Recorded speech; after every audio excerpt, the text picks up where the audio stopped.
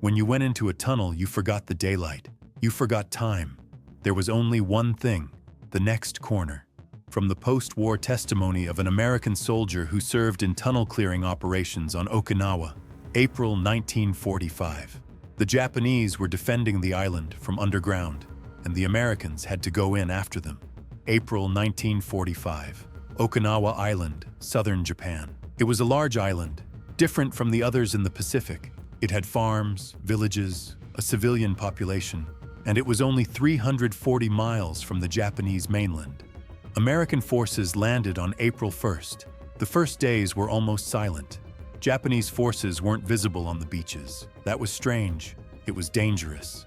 Because the Japanese weren't on the surface, they were underground. General Mitsuru Ushijima had been preparing for months. 60 miles of tunnel networks. Caves, shelters, concealed positions. Every hill contained a labyrinth. Beneath every village ran a line of defense. Sergeant Thomas Wyatt served with the 6th Marine Division. He was from Kentucky, 24 years old. He had fought on other islands in the Pacific. But Okinawa was different, he said afterward. Everything was different. The first week they took the hills relatively quickly. Then they moved south, and there everything changed. The ground hardened, the advance stalled, and every night sounds came up from the tunnels. Wyatt described those nights like this. In the dark, you heard sounds, digging, footsteps, sometimes a whisper, but you couldn't see anything. You could only hear, and that was more frightening than anything. The Battle of Okinawa ran from April 1st to June 22nd, 1945. The island was a critical staging point for any potential landing on the Japanese mainland. The Japanese defense was built around a strategy of defense in depth designed by General Ushijima. The tunnel system running across the island housed approximately 100,000 Japanese troops. These tunnels served simultaneously as shelter, fighting positions, and supply lines.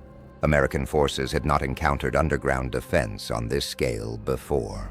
Tunnel clearing operations became among the most dangerous assignments of the Pacific War. The second week, Wyatt and his unit were pushing south, closing in on the Shuri Line, the Japanese main defensive position. Every step here cost more than the last. The day before, 2 men had gone missing. They had entered a tunnel entrance. They hadn't come back out. Wyatt was trying not to think about that. He couldn't stop. That morning, they reached a tunnel entrance, a narrow opening cut into the face of the rock, not tall enough to stand in. You had to bend to enter. Inside was absolute darkness. Wyatt switched on his flashlight, looked. The tunnel kept going.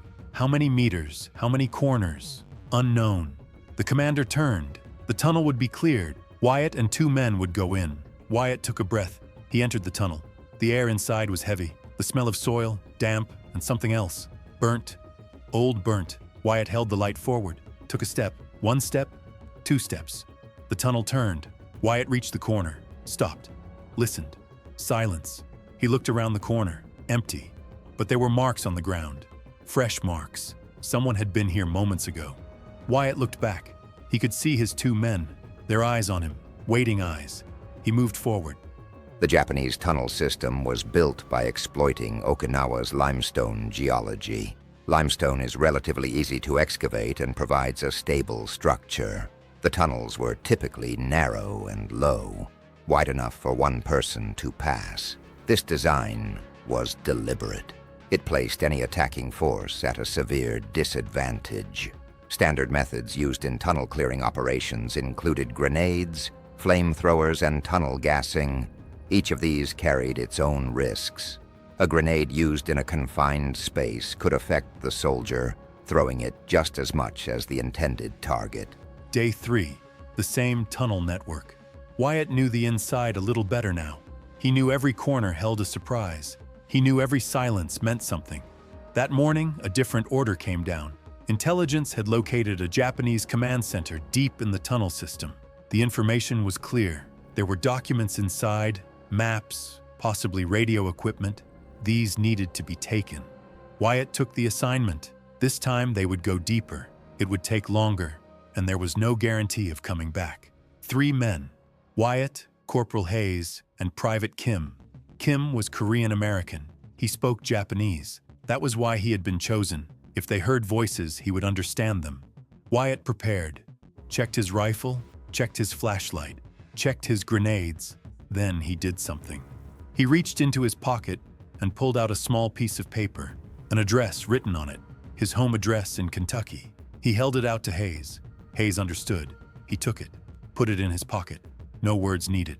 They entered the tunnel, deeper this time. With every step, the air grew heavier. The flashlight trembled. That was Wyatt's hand trembling, not the wind. They turned 2 corners.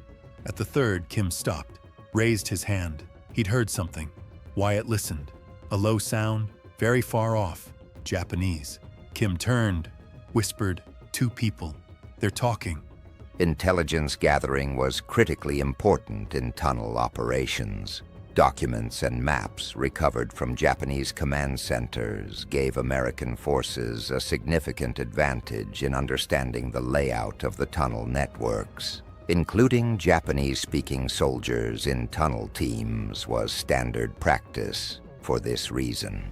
Japanese-American soldiers, known as Nisei, played a key role in these assignments. The work was extremely dangerous. Contact distance inside a tunnel was very short and reaction time was close to 0. None of the 3 men moved. The sounds were getting closer. Kim whispered again. They're moving. Toward us. Wyatt switched off the flashlight. Complete darkness. Wyatt felt the wall. Cold, damp, rough. He gripped his rifle, held his breath. The sounds came closer. Footsteps. Very close. Wyatt narrowed his eyes. In the dark, he couldn't see anything at all. He could only hear. The footsteps stopped. A voice, low, questioning. Kim said nothing. Wyatt waited. Hayes waited. Then a light came on from the other side. The beam hit Wyatt's face. Everything happened in 1 second. Wyatt raised his rifle and fired. Hayes fired from the side. The sound of the shots rang through the tunnel and took the hearing out of both ears. Smoke filled everything. Silence. Wyatt switched his flashlight back on. His hand was shaking. He bent down, looked. 2 Japanese soldiers on the ground. One of them was very young. He looked at Wyatt. Wyatt looked back. The man closed his eyes. Wyatt stood up, turned to Kim. Where's the command center? Kim looked at the documents, looked at the bag on the ground, opened it. Maps inside. They had found it. But Wyatt didn't look at those maps for a long time. His eyes were still on the man on the ground. Hayes put a hand on his shoulder. Let's go, he said. They went. Reaction time and distance were the decisive factors in tunnel combat. Standard rifle use in confined spaces was extremely difficult. For this reason, tunnel teams typically preferred short-barreled weapons and grenades. Documents recovered from Japanese command centers played a critical role in mapping the Okinawa tunnel network. The intelligence gathered by teams like Wyatt's directly shaped the course of subsequent operations. But the cost of that intelligence was heavy every single time. The 4th week.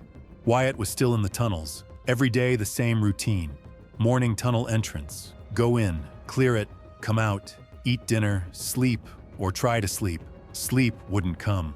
When his eyes closed, he saw the tunnel. That darkness, that sound, that young face. Wyatt never told anyone. Everyone had their own tunnel anyway. Kim was wounded at the end of the 3rd week. A tunnel collapse. His left leg was broken. He was carried to the aid station. When Wyatt said goodbye, he didn't say a word. Kim didn't either. They just looked at each other. A new man joined Wyatt's team. Young, very young. His first tunnel operation. Wyatt tried to prepare him. What could he say? There were no words for what the darkness would feel like. How your breathing would change.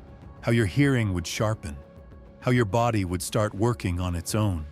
He said only this: don't be afraid to turn the light off. The dark is your friend. Sound is your enemy. The young man nodded. He thought he understood. When he went into the tunnel, he understood what it actually meant. Wyatt brought him back out that day, alive. But his eyes had changed. Wyatt looked at him the way you look in a mirror. American casualties in the Battle of Okinawa were recorded at approximately 12,500 killed and 38,000 wounded. The casualty rate among soldiers assigned to tunnel operations ran above the general average. Psychological casualties are less thoroughly documented than physical ones, but post-war testimony makes clear that this kind of duty left deep marks. Enclosed space combat, sustained darkness, and constant uncertainty occupy a distinct category in the military psychology literature. Tunnel operators show different patterns in post-war adjustment compared to other veterans. June 22nd, 1945. Okinawa fell, 82 days. Wyatt was on his feet. When he came out of the tunnels, the first thing he did was look at the sky. He looked for a long time. There were clouds. There was wind. There was sun. He had almost forgotten all of it. After the fighting ended, Wyatt was given an assignment: mapping the tunnels. He would go through the Japanese documents with interpreters. The entire tunnel network would be recorded. It took weeks, and during those weeks, Wyatt understood something else. The men on the other side had lived in the same tunnels, the same darkness, the same damp, the same fear. Some of them had kept notebooks. Wyatt read through them with the interpreters. In one Japanese soldier's notebook, this was written: "I couldn't go outside today. There's an air raid. I'm sitting inside the tunnel thinking about my mother's hands." When Wyatt read that sentence, he stayed quiet for a long time. Then he closed the notebooks, stood up, went outside, looked at the sun. The Battle of Okinawa was the last major land battle of the Pacific War. Total casualties across both sides and civilians are estimated between 150,000 and 200,000. What happened on Okinawa made clear how catastrophic a landing on the Japanese mainland would be. That assessment was one of the factors that directly influenced the decisions made at Hiroshima and Nagasaki. The documentation of tunnel warfare shaped both American and Japanese military doctrine in the decades that followed. Okinawa remains one of the most sensitive historical wounds in Japan today. Wyatt died in 2001, in Kentucky, at home. He rarely talked about the tunnels for the rest of his life. When his children asked, he gave short answers. It was a hard assignment, he said. It was dark, he said. That was all. But there was one thing he kept: a page from that Japanese soldier's notebook. The interpreter had made a copy. Wyatt took it, put it in his pocket, and carried it for the rest of his life. There was a single sentence on it: "I'm thinking about my mother's hands." Wyatt's daughter found the paper after he died. She had it translated. She read it, and she understood why her father's eyes sometimes drifted far away, why he sometimes went silent at the dinner table, why he would get lost staring out of a window. There were things that stayed in the dark, things that didn't come back out. The tunnels on Okinawa are still there. Some of them became tourist sites. People go in with flashlights, take photographs, come back out. I don't know what Wyatt would have thought if he had gone back and seen the tourists. Maybe he wouldn't have thought anything.